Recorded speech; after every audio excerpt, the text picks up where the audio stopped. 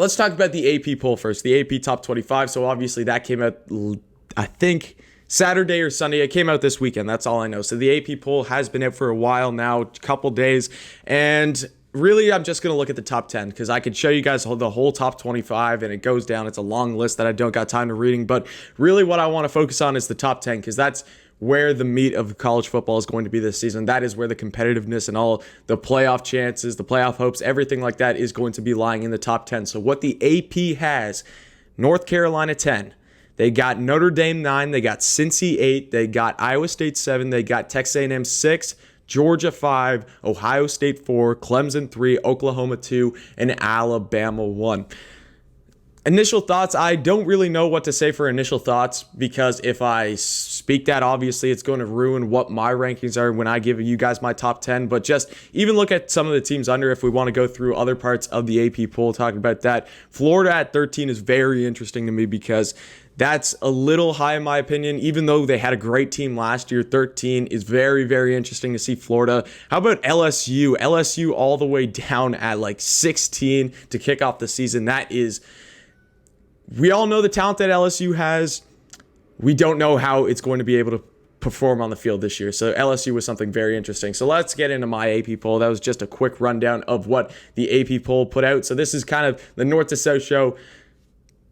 AP top 10. I keep saying AP, but this isn't the AP. So let's get into it. Starting off with my number 10 team. This is actually a team that I did not just list because this team did not make the top 10 in the AP poll, but I had the Wisconsin Badgers. Now, Wisconsin, out of all the teams that got hit bad from COVID last year, Wisconsin was definitely one of those teams. And Wisconsin is a team that if you're talking about teams that got hit by COVID that are ready to have a huge bounce back season, I think the Wisconsin Badgers are right up there for some of the best in that category. I mean, Graham Mertz is coming in at quarterback, but this team has one of the best linebacking cores in all of the nation. And I do say that when you guys got guys like Alabama's linebacking core is awesome. You got guys like Clemson's, obviously Georgia's. You got so many great linebacking cores. The Wisconsin Badgers should not be talked out of that category 110%. So Wisconsin, team from the Big Ten West, and I'm very, very interested to see this season in a very interesting race in the Big Ten West because you also got teams like Iowa out there. You got a team like Northwestern, all those different teams out in the West, Nebraska,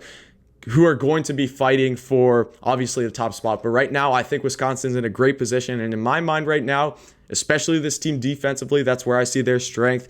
I think they're going to be a really good ball club this year. So that's why I have them at number 10. My number 9 spot, I have the UNC Tar Heels. I'm usually tough on North Carolina because it's still taking me a while to adjust that they are now good at football. Obviously, they're a massive basketball school, but Mac Brown, man, the recruiting classes that he has been able to bring out the last couple seasons have been unbelievable, and it's obviously showing now. Obviously, Sam Howell, many would argue he's the best player in all of college football right now, the best quarterback in all of college football. Obviously, there are a ton of guys up for that debate too. It's not just Sam Howell, but this is going to be an all-offensive team. If we're talking about the division there and in the ACC, it's between them and Miami, and I think UNC's in a really, really good spot this year. If anyone in the ACC is going to shock Clemson, if anyone can provide the firepower that Clemson's offense is going to bring this season, it's got to be UNC in the ACC 110%. So I got them at 9. They are going to be an offensive weapon this year. Definitely watch out for UNC in the ACC. Next, we got at number 8.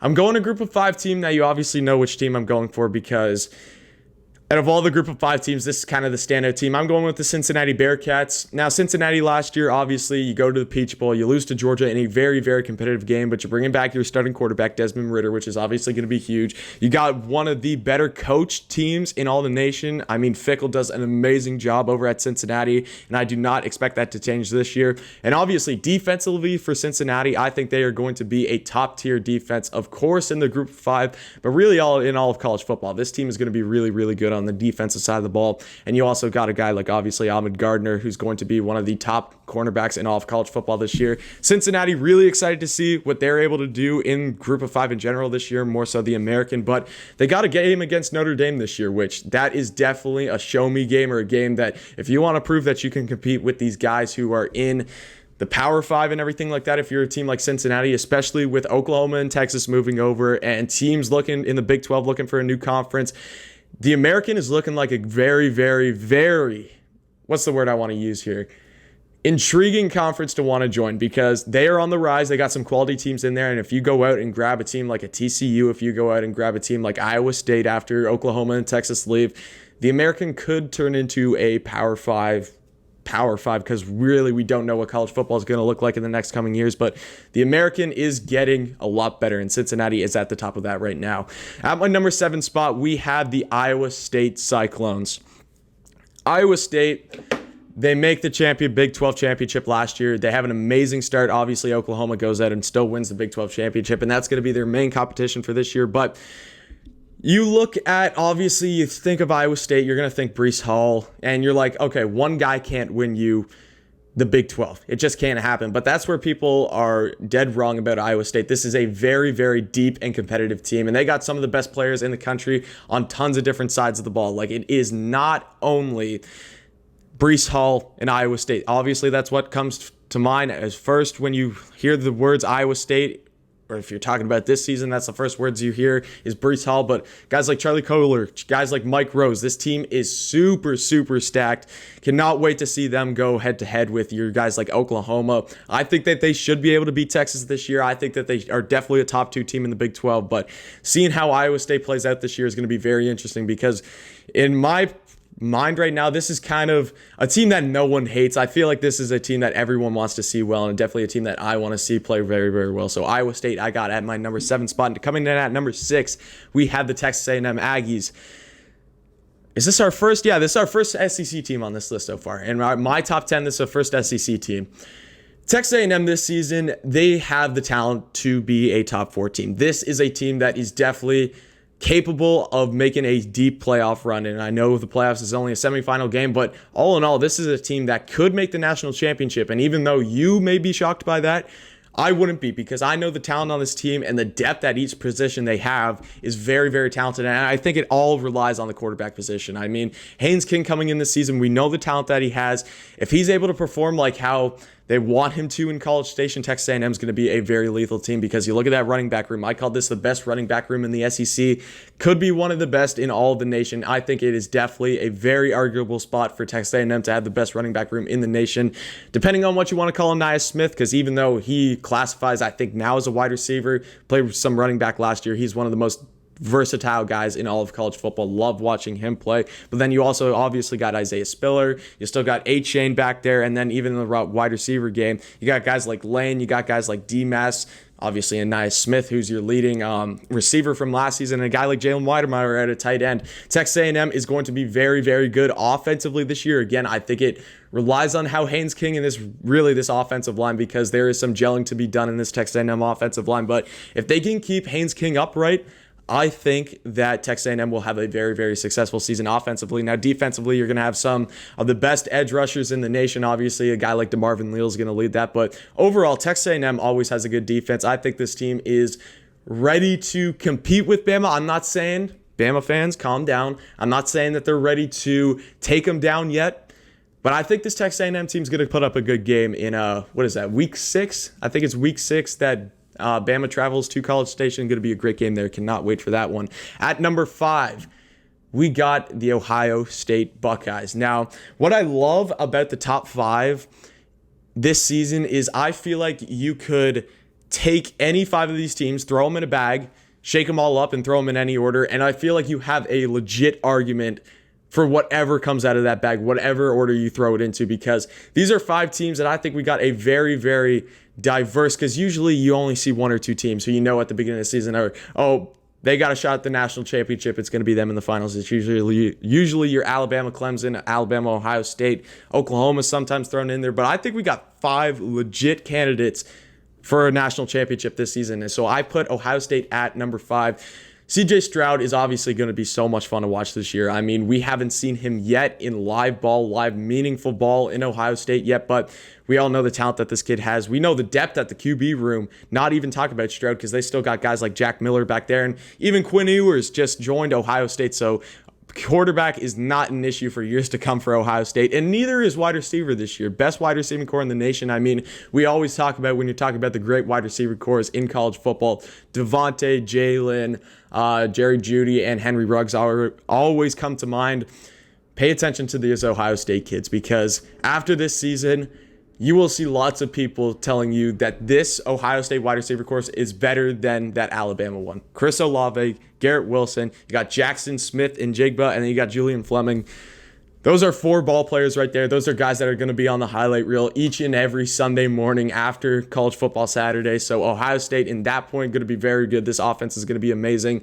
And the defensive line is going to be one of the best in the country this year for Ohio State. I think secondary is something that's going to have to tighten up a bit for Ohio State if they really want to be successful, because I think they got a really good road in the Big Ten East this year. I think they should win it easily. But when you start to get to the Big Ten Championship, if you're playing a competitive Wisconsin or whoever comes out of that division, and then when you get to the playoff, I think secondary has to tighten up for Ohio State. But other than that, Ohio State is looking very, very, very good this season. Coming in at number 4, got the Clemson Tigers. Now, obviously, you see behind me, I'm a big Gamecocks fan and everything like that, but Clemson's a good team. As much as it kills me to say, Clemson is a very, very good ball club this year.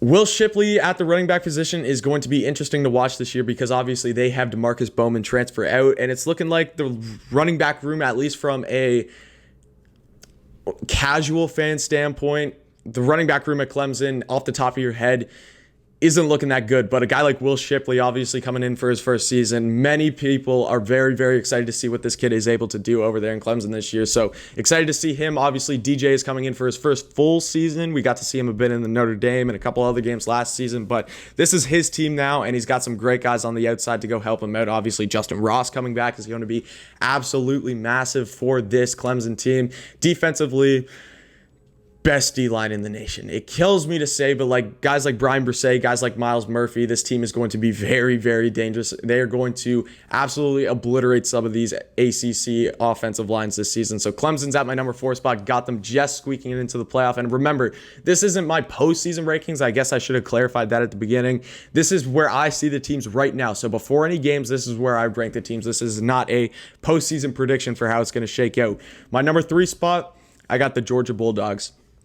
Now, Georgia's in a very interesting situation. I think Georgia's in a somewhat win now mode, because it just feels like the stars have aligned so perfectly for Georgia this season that if they don't at least make the playoff this year, it just feels like something's off, because you got JT Daniels coming back at quarterback, who many people think he's one of the best in all of college football this season. Cannot wait to see what he's able to do this year. Running back room is absolutely stacked, as always. It usually is in Georgia. Cannot wait to see what's going on there. Wide receivers, even though just, when was it, a couple days ago, it came out that Eric Gilbert at Georgia, obviously the transfer that they got, he is not with the team currently, and he is currently out. Still got guys like Darnell Washington at tight end. You still got guys like, obviously, Pickens is hurt, but you still got such a deep wide receiver core over there in Georgia. They're going to be just fine. And this defensive line, I just talked about how good Clemson's defensive line is. I think that Georgia is right up there with them. And even the secondary, that was a point of concern for Georgia this season. What do? They go out in the transfer portal. They grab Smith out of West Virginia, and then they go out and grab Darren Kendrick from Clemson. That's going to make for an interesting storyline for that week 1 game for Georgia and Clemson. So that's where I'm feeling about Georgia right now. I think this is the top 3 team. Many people have them. The AP had them at number 5. I'm putting them at number 3. I could be a bit high on Georgia this year. I just feel it. This team, it just feels like the stars have aligned this year, and they got veteran players and depth at their position chart. So I really like Georgia this season. Coming in at my number 2 spot, Alabama Crimson Tide. Not putting them 1. How interesting is that? How interesting is that I do not put Alabama at 1? The team that won the Natty that last year, the probably most coveted program in all of college football, I have them at number 2. Listen, this team has talent galore. I could talk about the defense. Just name off the linebacker room. Will Anderson, Henry To'oTo'o, Christian Harris, Jalen Moody, the list goes on and on and on. Wide receivers, you got guys like John Mechie, you got guys like Baker, you got guys like Agiye Hall, great guys there. You got guys like Billingsley, running back. Obviously, Brian Robinson's going to be the main guy. Bryce Hall, one of the best quarterbacks to ever be recruited in college football history, is going to be taking the reins for Alabama this season. I'm not saying that this is not a great team. I'm not saying that this isn't an elite team. There's just one team I feel better about, and that's honestly where I'm at, because Alabama is a great, great, great team. They are easily going to make the playoff. I do not see them. I don't see a scenario right now where they don't make the playoff. Obviously, a lot of it comes down to that Texas A&M game, which I still think Alabama has a slight edge right now. Obviously, a lot can change when we start actually getting on the field and start playing, but Alabama right now, quality ball club, elite ball club, and they always will be. So they are my number 2 team. My number 1 team, I'm sticking with the Oklahoma Sooners. Spencer Rattler's in my opinion, the best quarterback in all of college football.